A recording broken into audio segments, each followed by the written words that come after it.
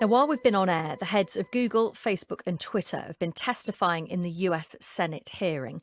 The US lawmakers are concerned about the legal protection the tech giants have over the posts on their platforms. Well, let's speak now to Tristan Hotham from the University of Bath. He's a social media analyst here in the UK.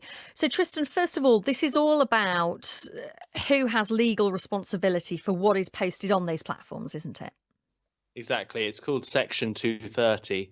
And it's become a bit of a political football, I think, because the Republicans don't really, I think, want to repeal Section 230 because if it makes social networks liable for what's placed upon social networks, and we're talking about things such as you or I would post, then given that a lot of the misinformation and the more dangerous content somewhat comes from the right, they may well actually be threatening their own position on social networks. So, what is likely to happen? I believe that they're using this as a sort of pressure point in order to shore up the First Amendment rights that they feel are being infringed. I don't really think that they're actually going to repeal Section 230 because they actually will be the ones who may well suffer because they're so successful on social media, whereas the left and the Democrats are actually less popular on social media.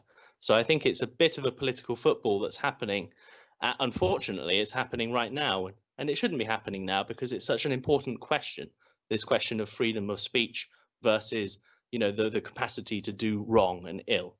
And to us normal people, we just want to know what's true and what's right. And for many people, it can be quite befuddling that these platforms don't have the responsibility to make sure that truth and lawful things are written on there.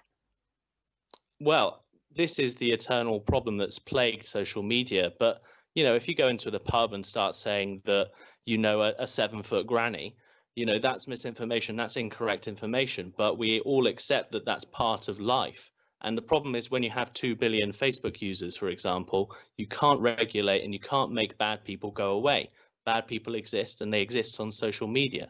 The question is, are social networks doing more to improve the situation? And I think they are, but they definitely need to go further forwards. But the problem is we keep having this debate at times where heart rates are high when we should be doing it when cooler heads Mm. prevail outside of election season, for example. So, in your role as a social media analyst, what do you think that those platforms should be doing?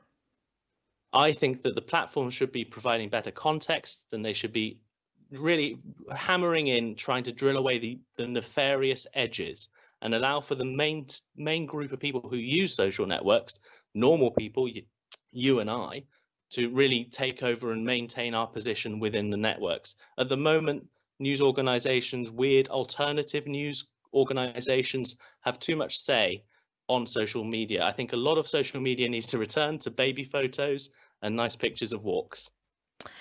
Thank you ever so much for updating us on that. It's Tristan Hotham, who is from the University of Bath. He's a social media analyst. If you want to follow the details of that US Senate hearing, where you've got the CEOs of Google, Facebook, Twitter, all testifying, then you can follow that on BBC Online.